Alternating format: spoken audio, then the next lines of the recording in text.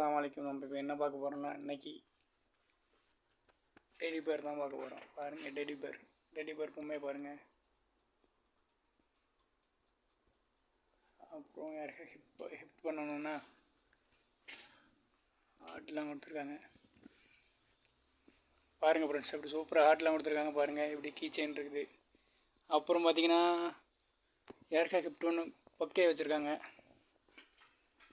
பாருங்கள், teddy bear, குட்டி teddy பேர்லாம் இருக்குது. நல்லா சூப்பராக இருக்குது. நல்ல குறைஞ்ச ரேட்டில் தான் இருக்குது. உங்களுக்கு ப்ரைஸ்லாம் நல்லா குறைஞ்சதாக இருக்குது. பாருங்கள், ஹிட் பண்ணுறது.